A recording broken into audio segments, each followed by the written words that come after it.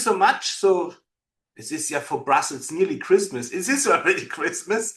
In Strasbourg is it's now the last Parliament week. And thank you so much that you have time for this round about this important topic, what we have now.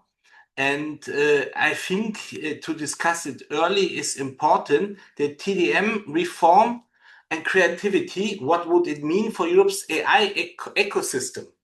I think it's a very timely discussion, and there are many questions open. And we have 75 minutes. And I think if you can give us a first idea what could happen to the AI SME community, what is going on with in this discussion, what options are there, what we can expect. But we start, and the speakers will introduce them while we are going forward in this webinar, that we can be efficient in this short time. That we start with Ivan Stefanetz, who give us the opening, a political perspective. He is Honorable President of SME Europe. He was 10 years in the European Parliament until 2024.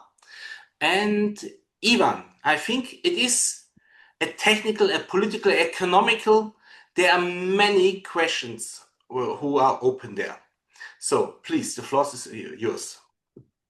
Well, definitely you are right, Horst. It is a very important issue. And thank you very much for giving me the floor for my opening remarks. Good afternoon, everybody. I'm really looking forward to this important discussion because we always talk about the impact of legislative changes to small and medium enterprises. And for SMEs, it is not really a theoretical question. It is about whether they can access data lawfully. It is about building AI-enabled products. It is about attracting investments, and also it is about how to compete in fair terms on the global markets. So, first point, why TDM matters for SMEs. I can say that for SMEs, it is really important and foundational technique used by SMEs across sectors. Manufacturing companies optimizing processes, health tech startups analyzing medical literature, for example, or legal tech firms working with case law, or even creative SMEs building recommendation and discovery tools. So for all these actors, TDM is valuable precisely because it lowers barriers to innovation. I think this is very important to emphasize. It allows them to extract insights from large volumes of information without having to negotiate licenses for every potential source in advance. And Article 4 was designed to preserve this possibility while still allowing right holders to reserve their rights through an opt-out. When the framework works well, SMEs can focus on building products and services rather than on navigating complex permission structures. Second point, if I can mention the current framework, what is working in reality. So under current directive, Article 4 allows TDM by any user, including commercial actors, unless right holders have explicitly opted out. On paper, it creates a default of openness with a safety valve for right holders.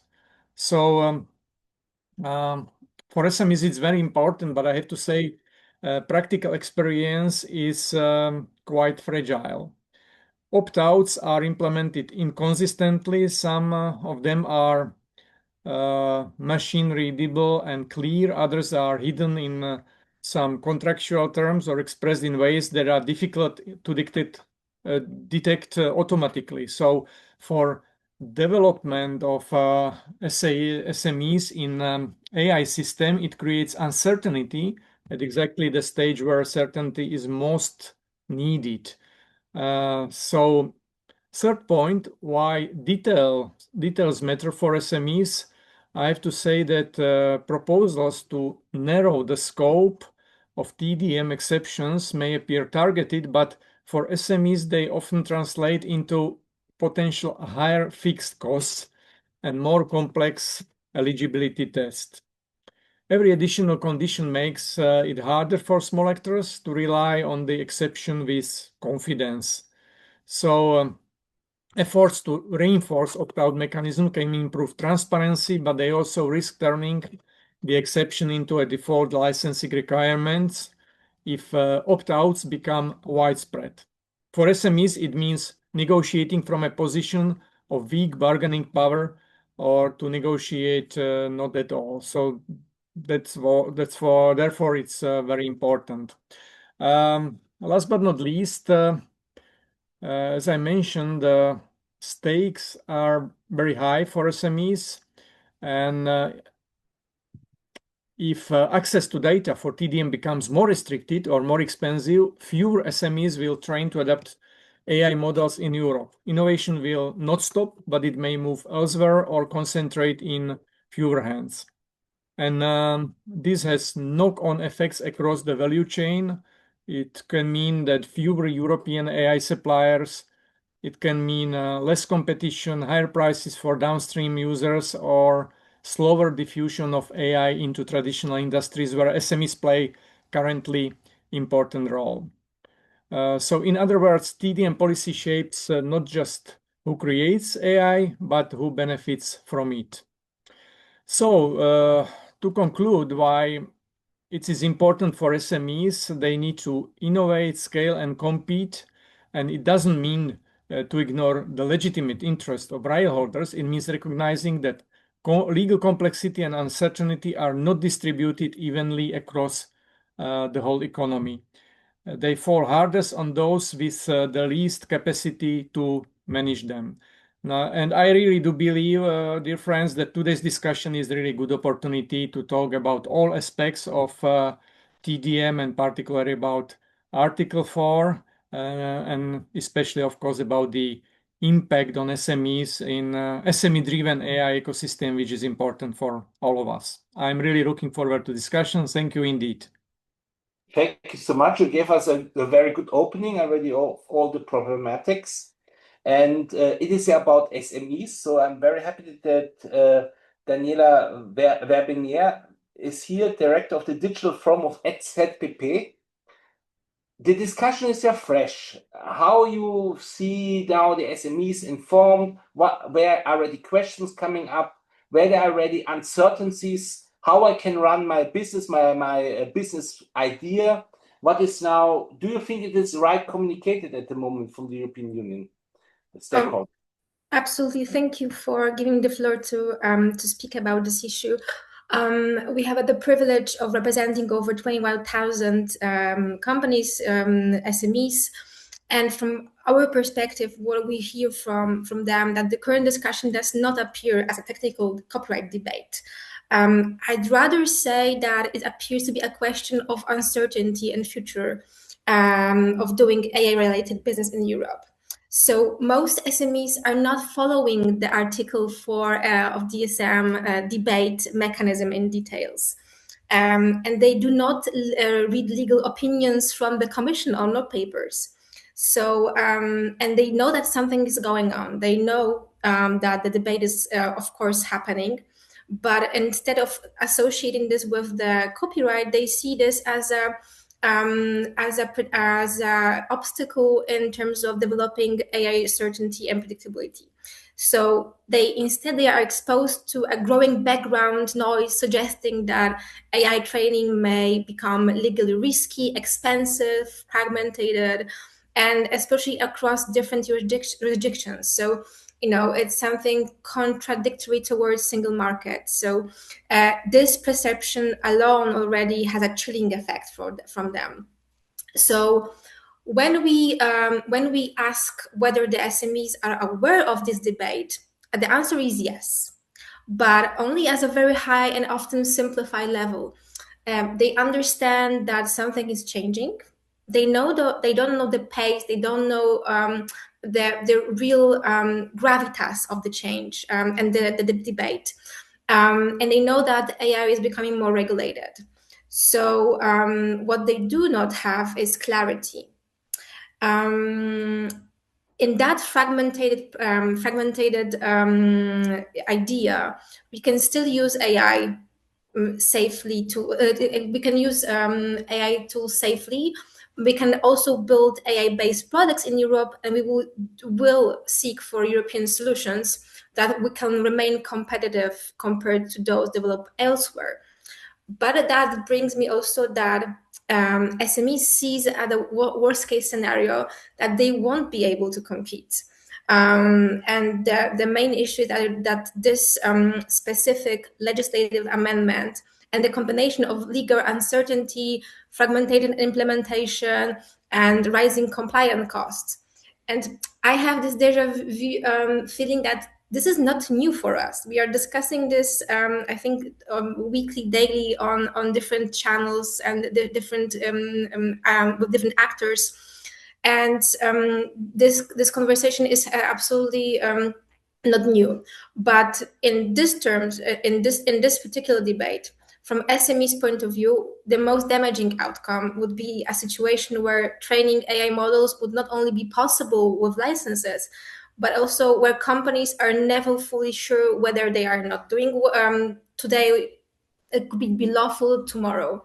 So I think the predictability, the certainty of the legal frameworks, I think this is the main goal for us to be speaking about.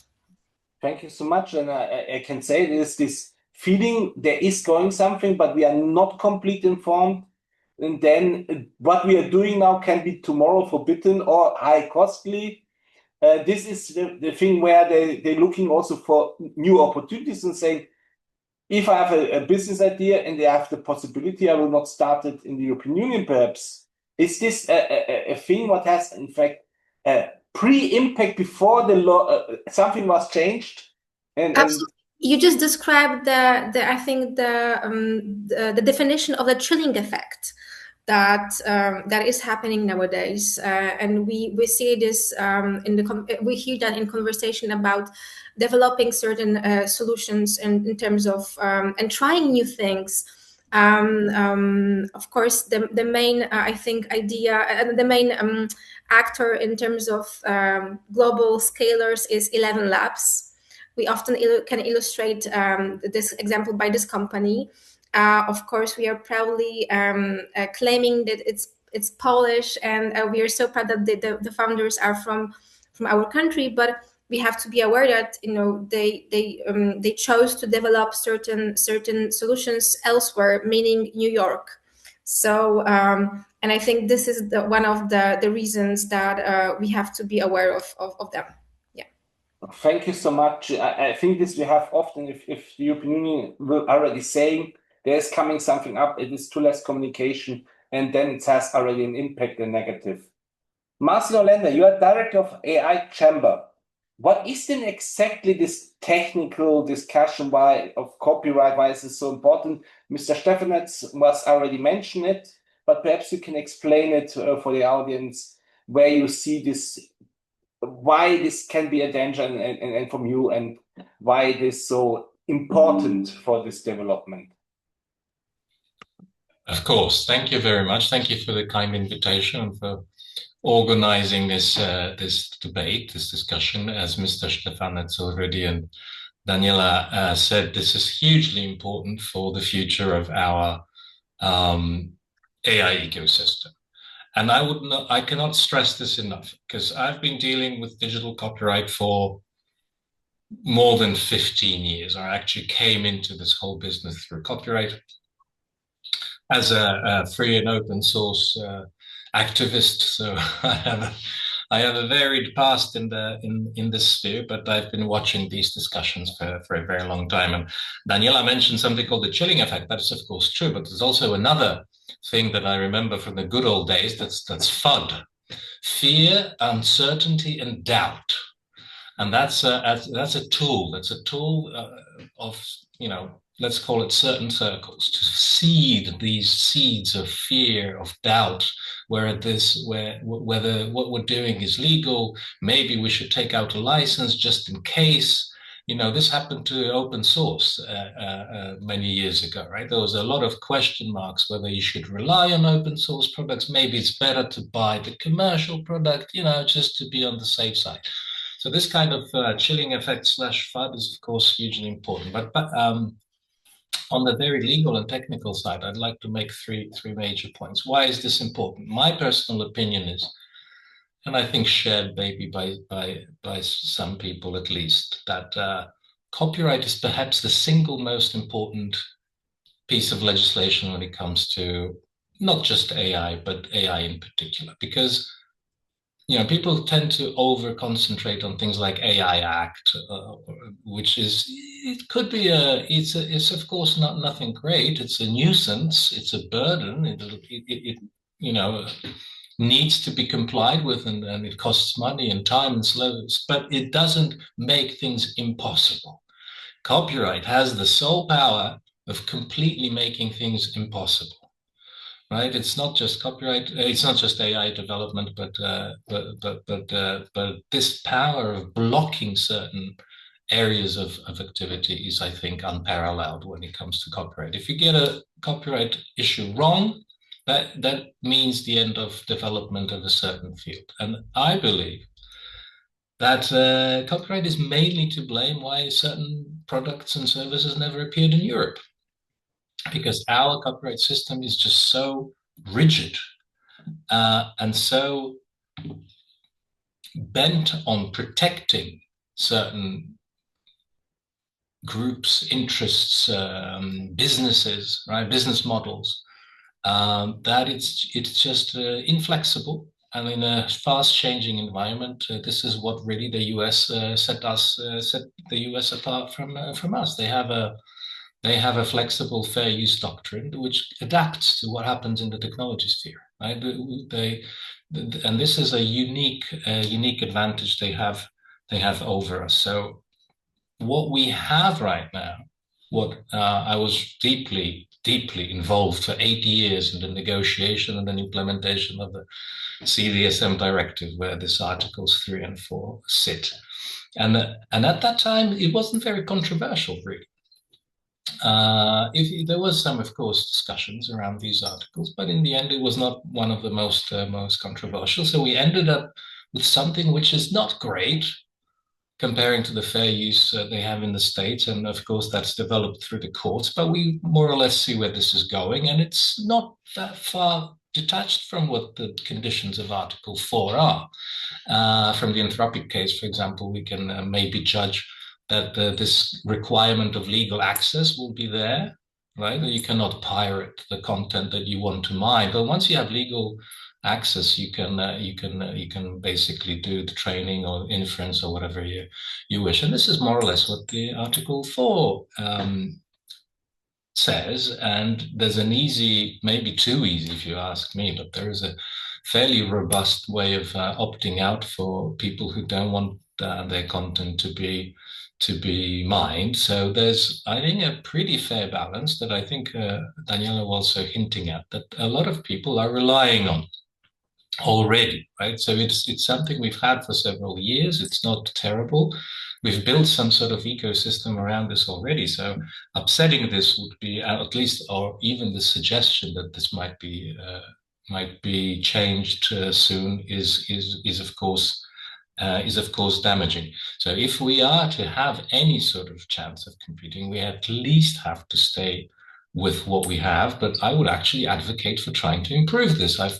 We've had this nice event a couple of weeks back in Brussels, where Professor Haich, who's leading the Euro LLM project, actually said that we need something not better than Article 4, but something better than the Americans have. This is maybe the level of ambition Europe should have, that if we really want to be a part of this, let's call it a race, revolution, whatever. If we want to count on the global stage, we need not just infrastructure, not just finance. Of course, these things are super important. We need the gigafactories. We need financing. We need a lot of stuff. But without copyright, without proper legal framework, we will never, ever succeed. I mean, I want to underline this. I cannot underline this enough.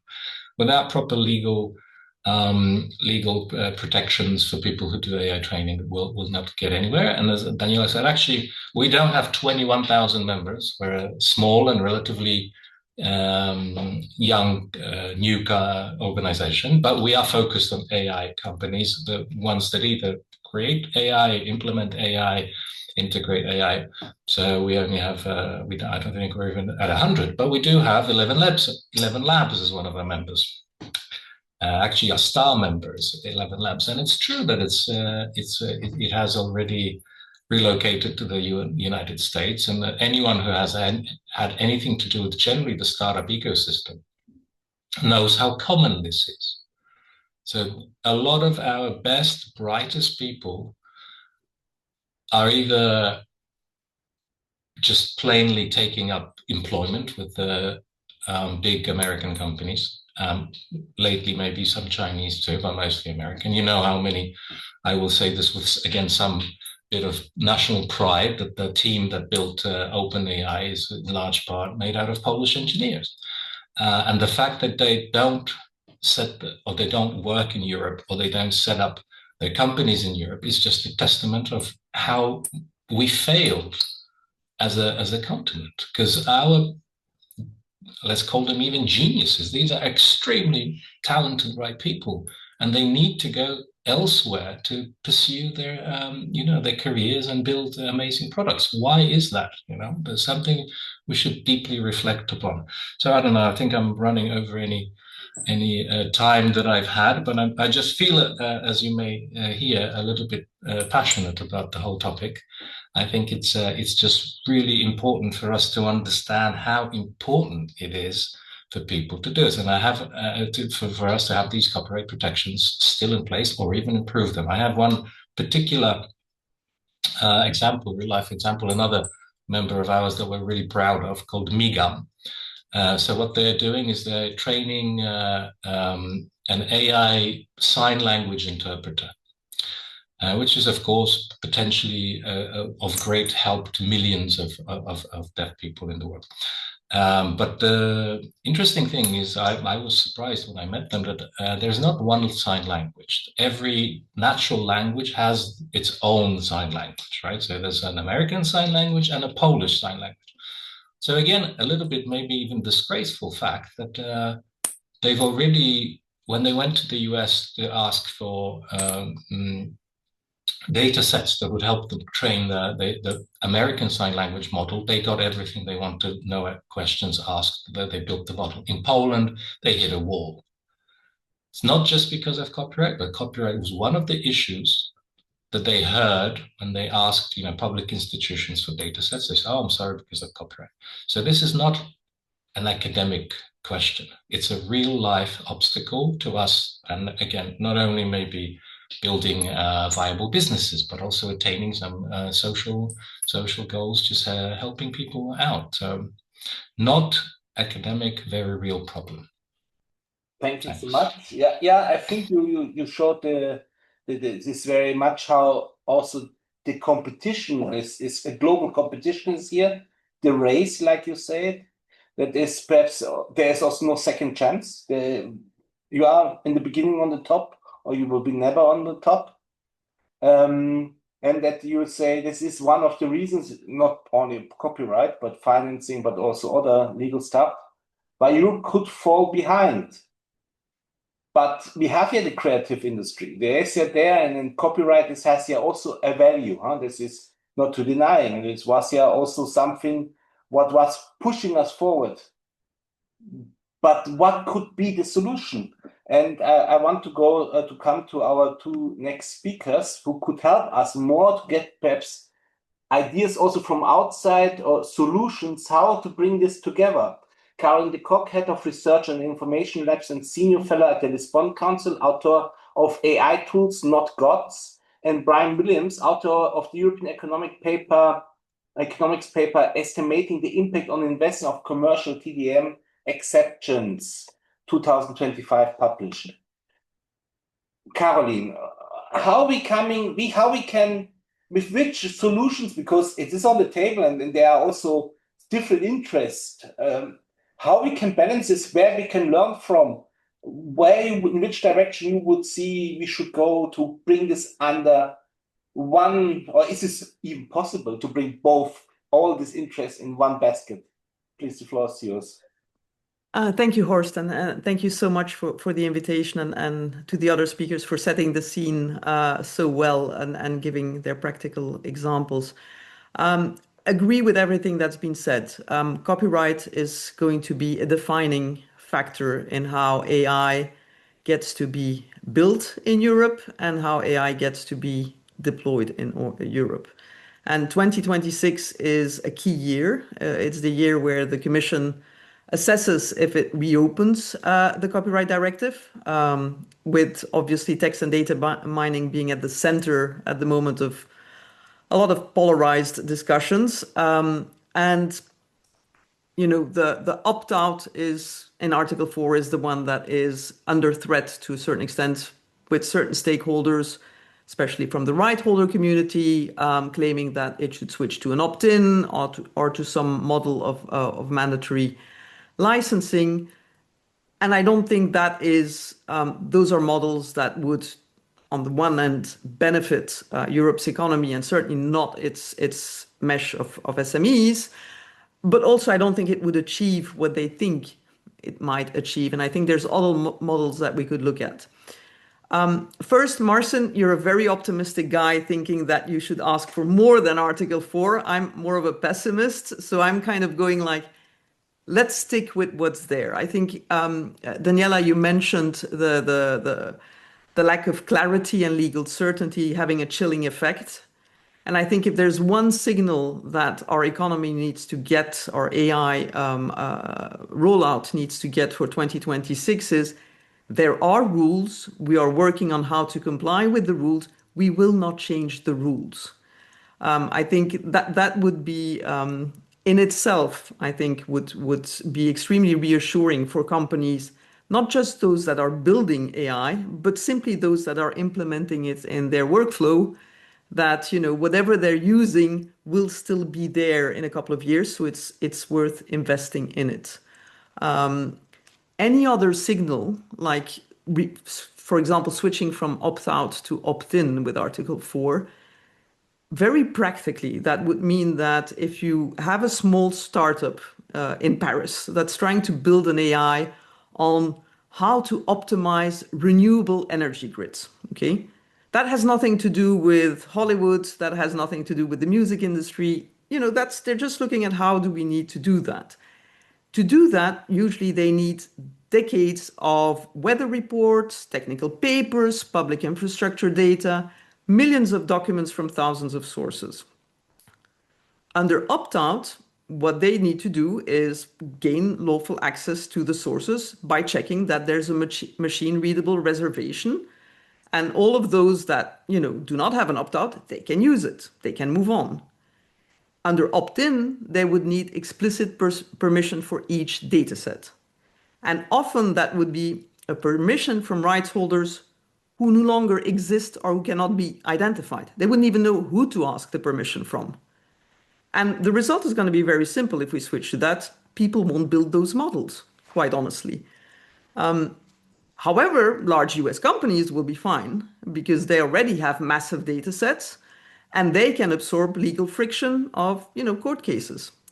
So very clearly, if Europe were to decide to go for stricter text and data mining rules, that will not constrain big tech. It will actually entrench it, and it will eliminate any possibility of European challengers. Where I don't think we should look at, though, I don't think fair use in the United States, Marcin, is necessarily the best example or the best inspiration. I think the United States is great for having access to capital, and to lots of other things. But what we see at the moment with AI is the limits of fair use as a reasonably unstable,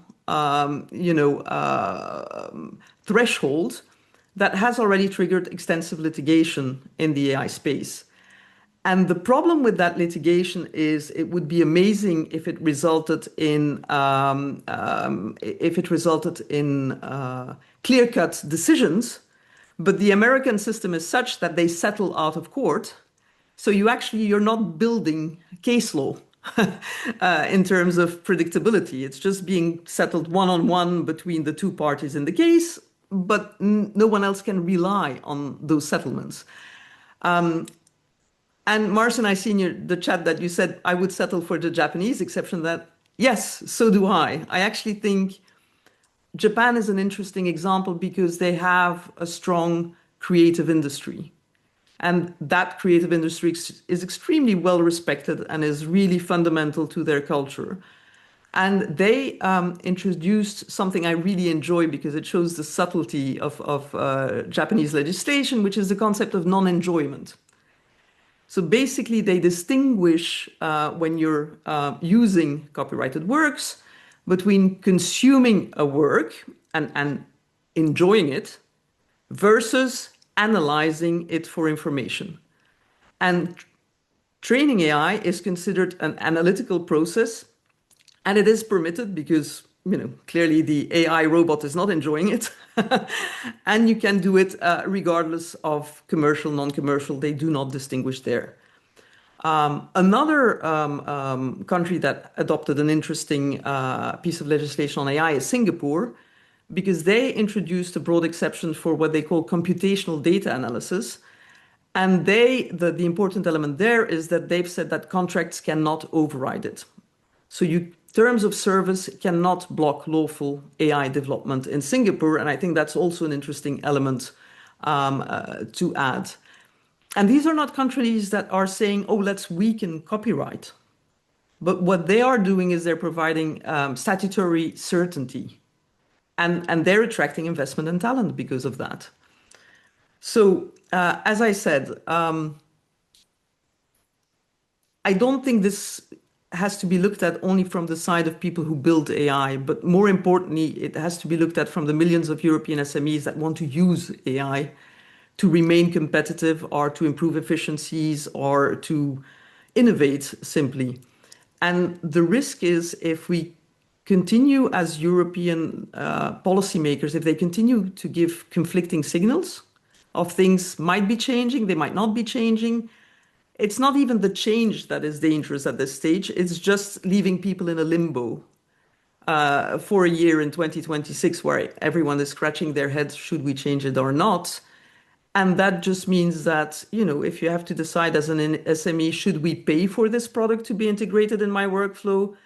Will the price increase suddenly? Will the product disappear? Will I get a lesser version than my competitors in other geographies because we only get part of the data set or part of the functionalities? That all makes it extremely difficult at a time where I think SMEs are already facing quite a few challenges without that. So to me, I understand the concern of the creative industry in terms of maybe some of their creations being challenged or being threatened. But I think most of that, if not all of that, happens at the output level of AI. So basically when AI produces something that could be seen as piracy or as a displacement of remuneration from the creative industry, I do not think that we should look at how AI is being trained, aside from the conditions that are in Article 4 and Article 3. Also, Article 3, which is the non-commercial one, please, more clarity there from Europe in terms of public-private partnerships would be wonderful, because the whole research sector really, really needs public-private partnerships due to the decreases of budgets in a lot of research centers. So I think that's also an important one. And I think, if we don't get it right in Europe and if we keep on creating legal uncertainty and doubts, to go back to your FUD acronym, Marcin, I think the competitiveness compass of Europe will be pointing to other geographies, quite honestly. Thank you. Thank you so much. I think you gave us a lot of input. It's also good to learn from outside Europe, because you want to be, in fact, a lawmaker for the world and spill over. But perhaps there are also other ideas or practical legislation who could work also for us. But Brian, if we speak about Europe, best case, worst scenario of this copyright, how to implement this in the context of AI, can we learn from the past, from other ideas in Europe also, not only from outside? Is there something already existing where we could say we could adapt, or we have really built it up from scratch or learning really from Japan or other countries? But we heard here also United States is perhaps good in the race, but very good in the race, but perhaps has also legal consequences later. Thank you, and good afternoon, everybody. I'll start by, in a sense, saying something about what's at stake, which is about the future, and then I'll reflect on the past and what we should do in relation to copyright and TDM. In terms of what's at stake, AI will be a key part of the growth prospects for the coming decades. Estimates vary, but you maybe get 1% per annum contribution. Some people are far more optimistic than that. And that is enormous compared with the growth that we've seen in Europe in the last few decades. But it's not just an economic contribution. I'm a bit biased because I'm an economist by training, but it's AI is a creative tool, and I mean that in a broad sense, kind of a renaissance perspective, if you like. So it is starting to contribute to science now. And that contribution will feed back on growth, but it will also contribute to health and other goals like decarbonisation. So we're seeing AI make real progress as a as a scientific tool. But it will also become an integral part of culture and artistic expression. Some of that will be human only, and we may actually come to value that more as as AI becomes more prominent. But some artist and cultural expression will embody AI, just like it has previous tools like photography and so on. I think going back, if we look historically, one of this year's Nobel Economic winners, Joel Mokyr, he talked about useful knowledge as the key turning point in human history with the Industrial Revolution and the Renaissance, progress, if you like, which we didn't have for a very long time, and then we did have. And useful knowledge, he distinguishes what he calls systemic, which is, I suppose, something like Newton's laws, a fundamental understanding of what's going on, and prescriptive, how to do things. And I think AI is going to contribute to both of those and kind of bring them together.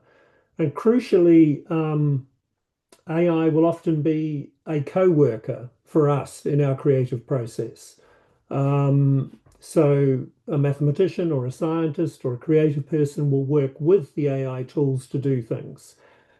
And that whole process of developing useful knowledge has in the past depended on, and originally copyright was first, a legal framework was developed in the UK in order actually to make knowledge more freely available, not to restrict access to it. And we are able to freely learn from existing works. There's no limitation on that as individuals. If AI is going to be a useful co-worker, it needs to be able to freely learn from existing knowledge as well. And that means we should not apply restrictions to the inputs to developing AI models. The question comes about whether their outputs infringe. And I think if you take that kind of simple framework, everything's very clear. Not on the inputs, maybe a question mark sometimes about the outputs. That's where the liability would arise. And in terms of the existing framework in Europe, I'd say it's fairly good by international standards. It's fairly permissive with TDM. It's not the best. Caroline's mentioned some alternatives. Ideally, I would make it more permissive. And we've heard earlier how opt-outs are complicated, particularly potentially for SMEs. So I think they're not necessarily desirable, but pragmatically, I think the best option is not to reopen the text and data mining exemption. If you reopen it, you probably won't get what I think is ideal. You'll probably get something worse, less permissive. So I think pragmatically we should leave it alone and commit to that, even if it's not absolutely ideal, because the risk in Europe is you'll just get something that's more complex and worse. That's I'll leave it there. Thank you. Thank you so much. Somehow, I think this is a very good advice from you. Somehow, this is also frustrating that because I heard also in other legislation, let it be, don't touch it. You open the box of Pandora. It seems like it is very difficult to make something better or different without to get this that the stakeholders in different are afraid. Oh, we don't touch it. Can we go only in one direction? So we block us better. Nobody should. Everybody is a little bit afraid it could go in the wrong direction. Daniela, Marcin, there were solutions now. What is your reaction on it, Daniela? Is there something what you say this could make sense for your SMEs, or you have own ideas? Absolutely. I think that it was really informative to learn that Japan has such a strong creative sector, and although it has this dynamic between, of course, AI and them, they sorted this issue out. So I think just going outside of Europe to seek interesting and conductive dialogue is simply a good way forward as well. And of course, I cannot stress it enough to SMEs know that the debate is difficult, but and we clearly have to distinguish between misissue and learning. But I'm certain that we can, discuss this policy dialogue between this framework, absolutely. And the key question is very simple. Will Europe design these TDM rules that allow SMEs to build AI responsibly and competitively? I think we have to. There is no other way around. And will we create this framework? I think we must. Thank you so much. And Marcin, we heard that United States has also his perhaps upcoming problems with the way how they want to deal with copyright. He didn't spoke about China. I think if they have copyrights rules there in place, but you told us, you mentioned also who wants to protect his things from data mining can do this already today. So go we in this direction like China, that a part of this world has no copyrights rules in simple way, and some has a minimum, and then it's the European way. And the only thing is, in fact, what this would be also, I think, a way what would be complicated. I protect my copyrights technical, and this is the way we have to go. But this would be also a wrong direction if you want to use it and everybody is protecting it.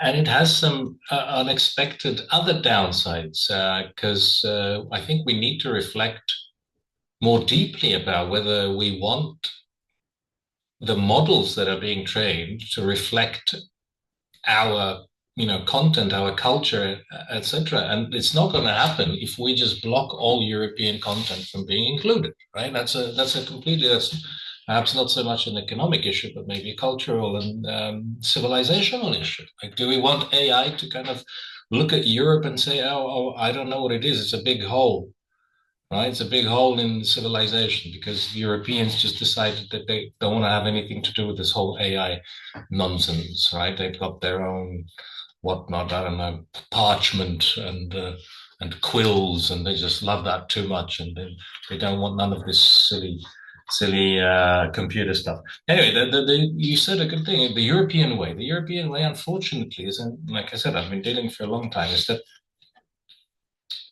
there is a very powerful force, let's call it in Europe, that drives us, this was mentioned, only in one direction. So more and more regulation in the copyright sphere too. It's like a creep. We never go back. Once something is enacted, we never go back.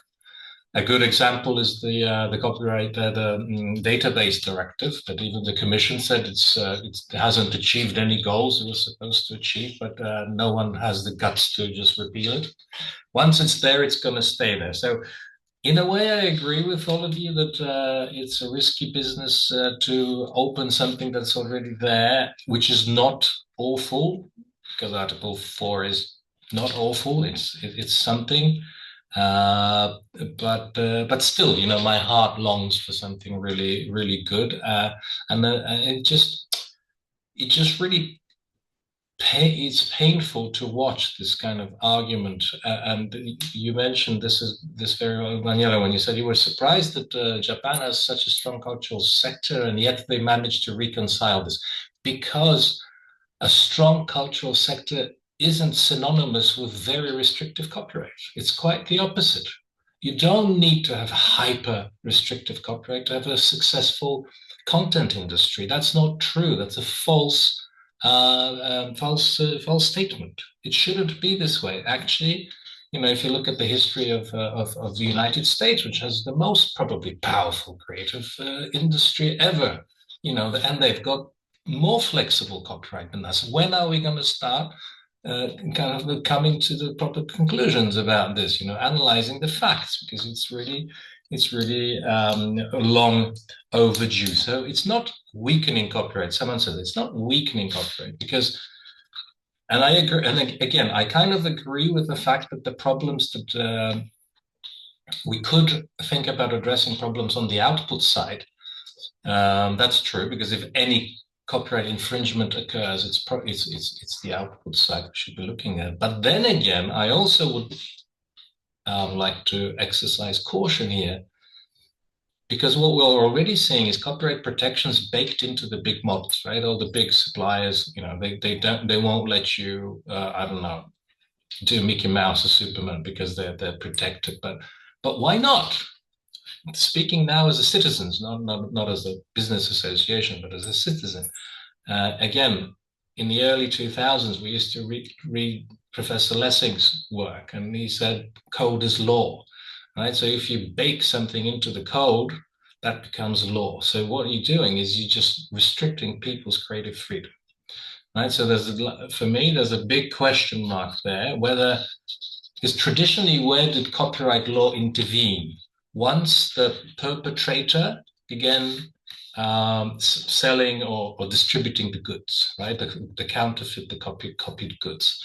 Here, we're moving this intervention into the creation of the work itself. It's like you were making a pen that will not allow you to draw anything you want, right? Which is something I would be a little bit cautious. But if I were to choose, right, then again, going back to the business side, if I were to choose, I think that's a better option than destroying the ability for us to create AI locally in Europe. So I think there's a lot of good ways out of this, but are they realistic politically? I kind of, unfortunately, after spending so many years trying to talk some sense into the European policymakers, I am also a little bit skeptical. But maybe it's worth a try. I don't know. I mean, in this discussion, I think this it will bring the political dimension. I think this is what is the point, how to find the solution in something where we're used. And the creative industries are also strong, valuable, also in Europe. But if I see this, if Apple is fighting every coffee shop who has an Apple or whatever, there are so many cases where they are very strict. At the same time, in this world, should it be not? In the creative industries, at least in Europe, weakened a little bit through digitalization, or be stronger. Or it depends on the business model. Is this perhaps the way where the creative industry can also embrace the AI and digitalization in this way, and also the AI to say it can make us also stronger. We have not to fight it. We have to use it.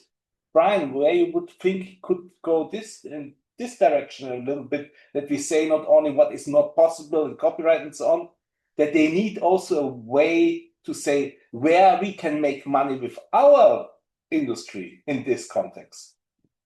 That's a brilliant point. I'm sorry just to take it up, but this is a brilliant point because we're kind of going back round and round in circles.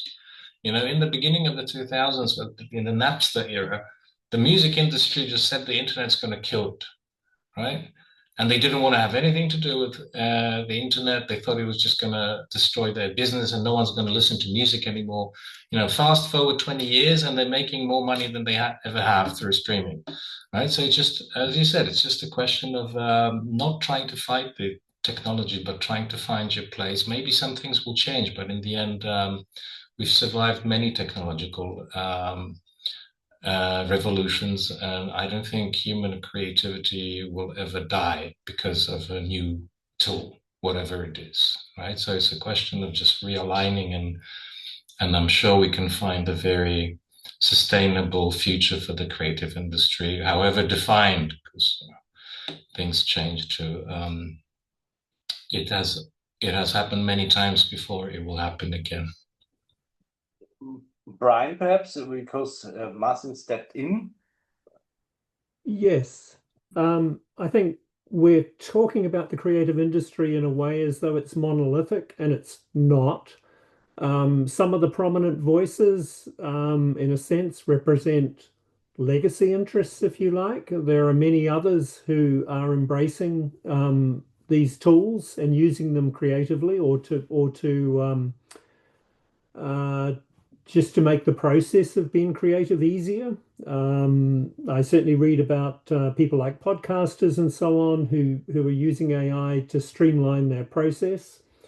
So part of the problem is that perhaps authorities hear too much from certain creative interests and not from others, and that's a problem. It's not a single industry that has a single viewpoint. The other thing, I'll just reinforce this point that when copyright was introduced in the United Kingdom, it was the first country, I think, in the world to have a law. It was because at the time, the people who printed books behaved as though the rights were those and indefinite. And so the copyright law shifted those rights to the people writing the book or producing the content as opposed to the printer, and strictly time limited them. And The Economist had a nice article where they said, well, actually, what had happened over time was the duration of those rights tended to grow.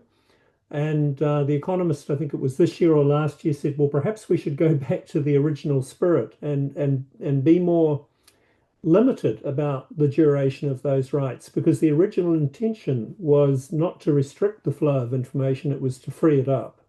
Yeah.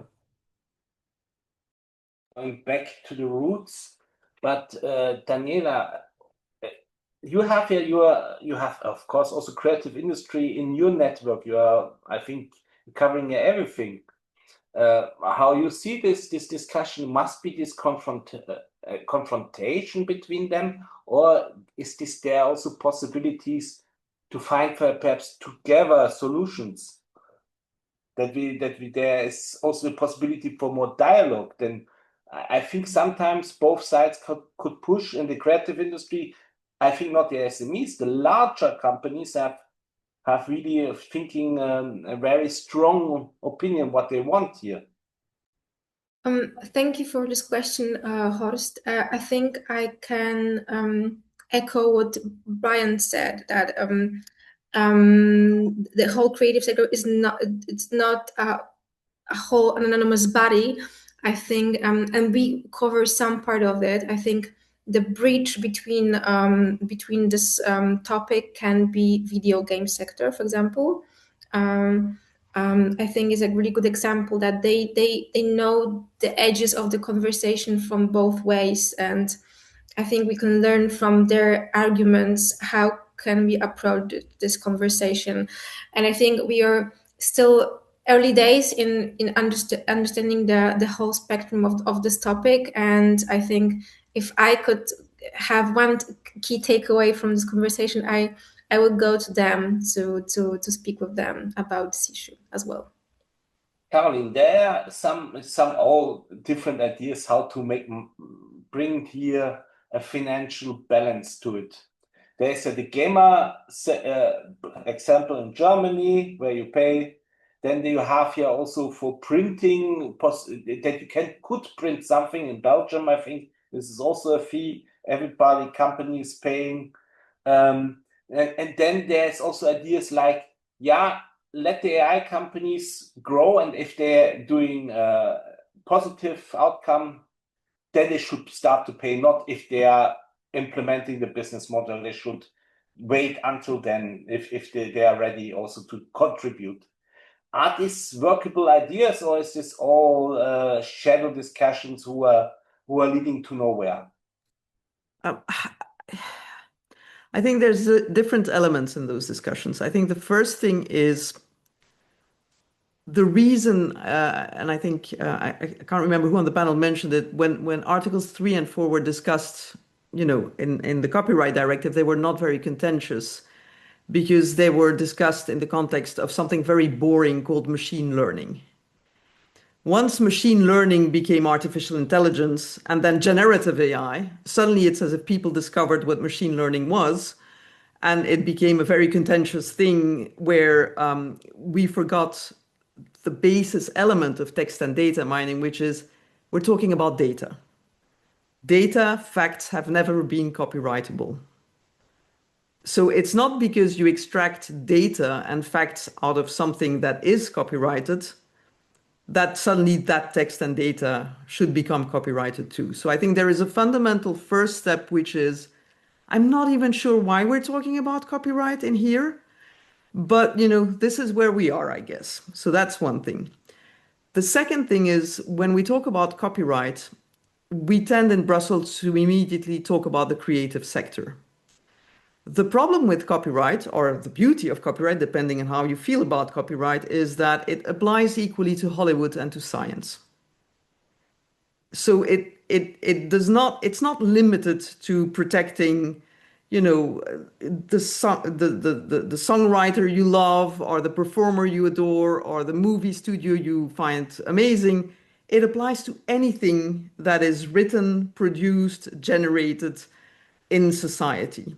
And so when you look at the rules, I think you need to introduce more tests to see how does this affect the 90% of the society that is not the entertainment industry, and what does it do there. Now, looking specifically at licensing schemes and mandatory licensing, etc., maybe there is room for some form of remuneration for what was ingested into data models.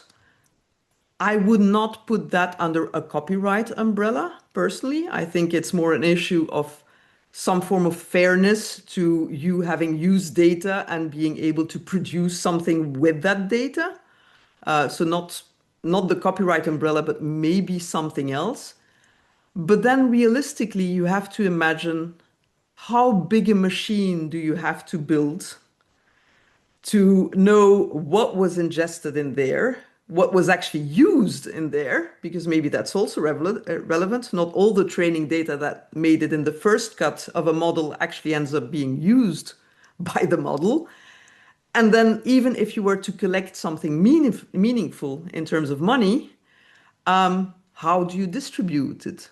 To whom? We already see the problem now with the opt-out, where some people are actually implementing an opt-out for content they're not even the right holder of. So, I mean, it seems easy to say, well, we'll collect some cash and then we'll distribute it to the creators and everyone's happy. But all of the steps of that thinking process create so much friction that I'm not sure the end result will actually be satisfying. But what I'm pretty sure is that the products, the AI products that we will use in Europe, will be more expensive for the end user because of all of the friction that's been created. So I'm sorry not to give a happy response on that one. Like, we found a solution, let's move on.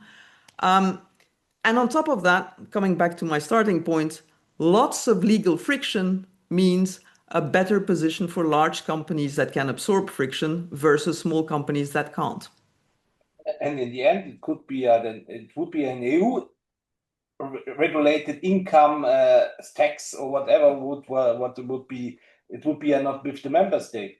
I know that we have in Germany this artist or creative tax for self-employed people. You have to add 5% to your invoice.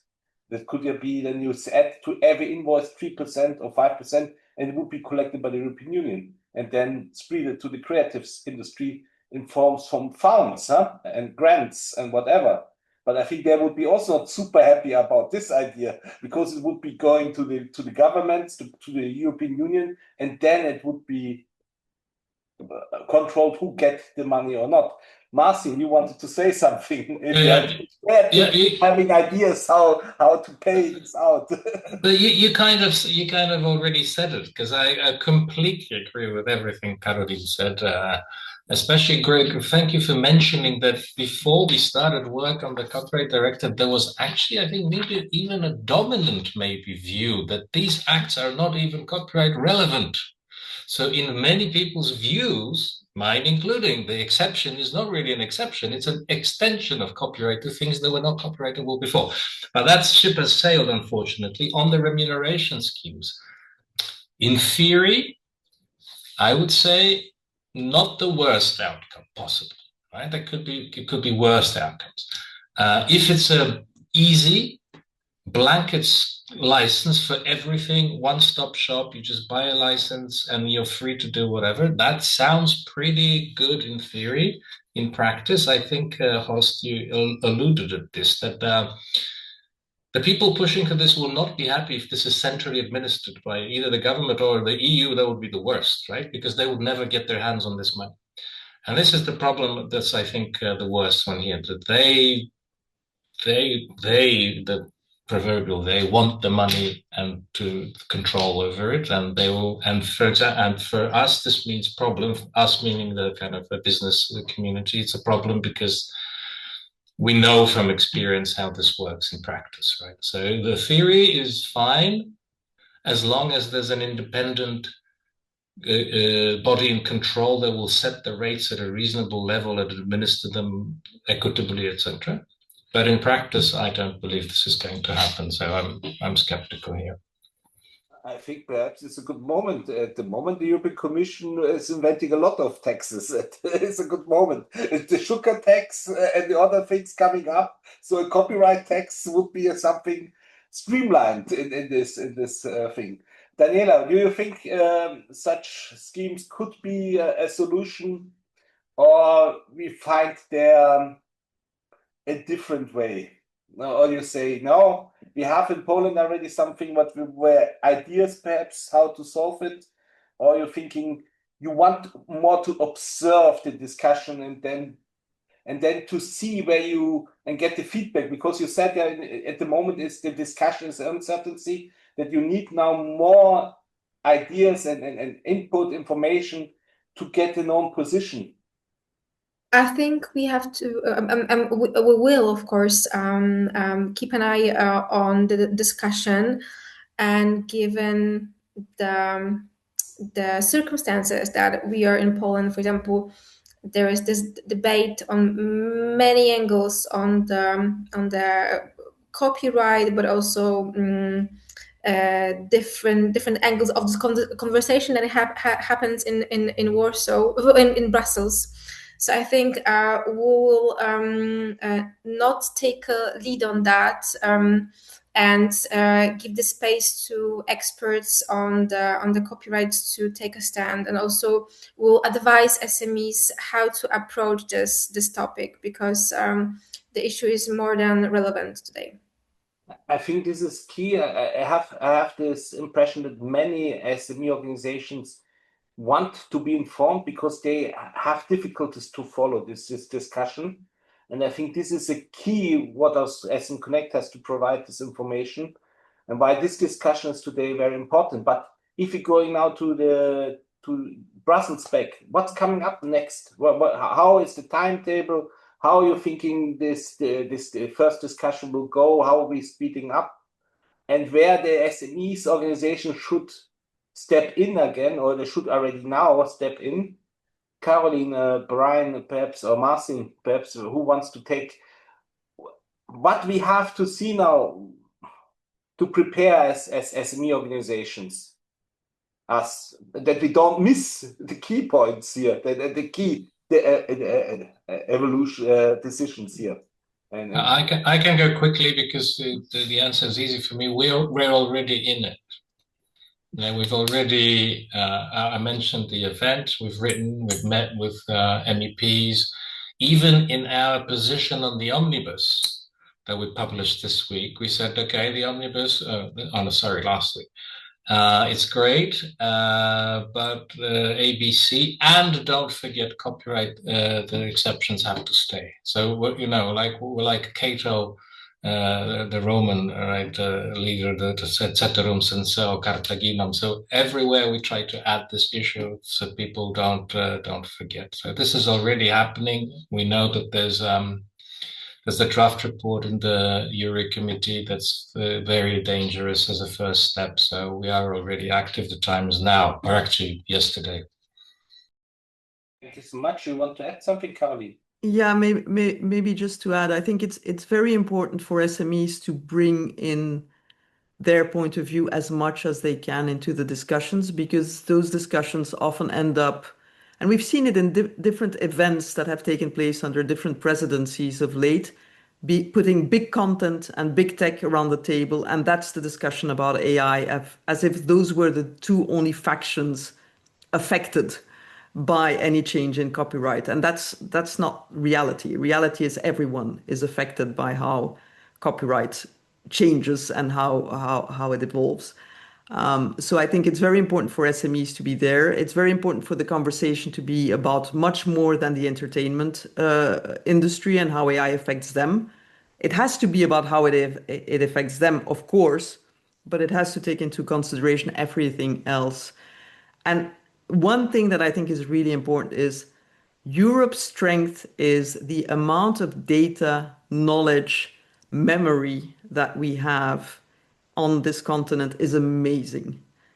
If we could create a framework that allows all of that to be accessible to EU innovators, and for them to build models or to transform existing models based on that data, to create small language models, not the large ones that cater for everything, but the small ones that cater for specific dialects, specific languages, and inject in those models, for example, our values, not just mechanical things.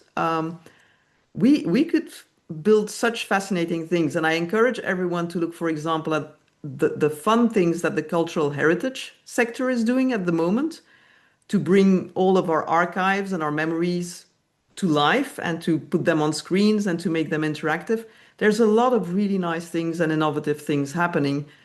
And, I think if we don't change the framework as it is, all of those things can continue deploying. And we might discover that Europe has really interesting things to do with our own flavor, not replicating what other continents do.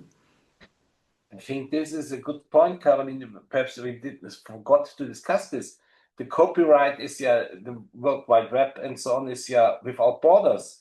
Now we implement for European companies then copyright burdens, and the others are using our data and so on for free, and we cannot enforce it that they are or under control it that they are using this. So this would be like somebody would create a product for us, what we cannot produce, not produced by ourselves because of the copyright. This is this could be a crazy situation, huh?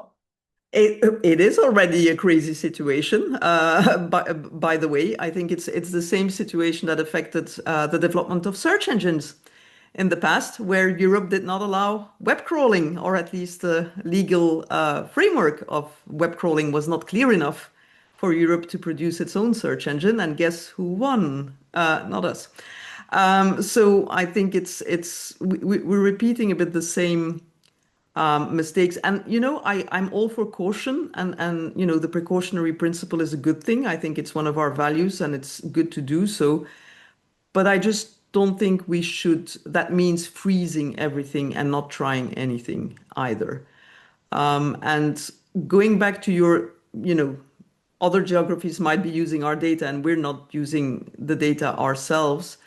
I think if we were all to admit across the globe that access to knowledge is a fundamental freedom that needs to be upheld for everyone, and if we were to push to understand that data is knowledge, it's not copyrighted works, life would be a lot easier in terms of legislation and applying principles. Yeah, as Marcin said, data crept into the copyright directive, so we are where we are at the moment. And Brian, I don't know if you wanted to add something on that point. I'll add something, which is, if you can build a coalition which includes some in the creative sector who think that actually open access to knowledge is desirable, that would be powerful. And I suppose the other thing is to remind Brussels that they want some of these European SMEs to become large companies. And if they want that to happen, it has to be permissive within Europe. Otherwise, they'll go elsewhere to do it. Thank you so much. We're coming now to the end of this webinar. I have to say this is a complicated thing because for everybody it is clear AI is fundamental. We need the right environment. Otherwise, we will have a huge disadvantage for our future. At the same time, it is in the European Union, also in European values, to be fair. Copyrights is there somebody produced something and it's a creative value. How to make this happen? It's even more complicated than Mercosur and our European farmers. What is there also a clash of interest? And how to make it workable. And I think what you gave us a lot of ideas how to make it happen. And Daniela, it shows also that we need to inform the SMEs more to be on the table. I have sometimes the impression not everybody wants to have SMEs between large companies and decision makers because they are interfering, they're making this black and white stories a little bit more complex. And I think we have then to see not only the European environment, we have to see the global point. It is super complex. And this is the starting point of the discussions, but we want to be pragmatic, we want to be supportive, we want to do this together with the creative industry, not against this. I think this would be the most worst way. But what is also important, what Brian also was saying, it's diverse, like SMEs are diverse. This is not one monolith. And also in the creative industry, there are large interests where also not always everything is fair. We have also to keep in mind. There are also some things what is problematic. We want to have it fair, we want to have it productive, we want to find our European way, but we have to find it on the top of the AI future and not behind. Thank you so much, and Merry Christmas, I hope for you all.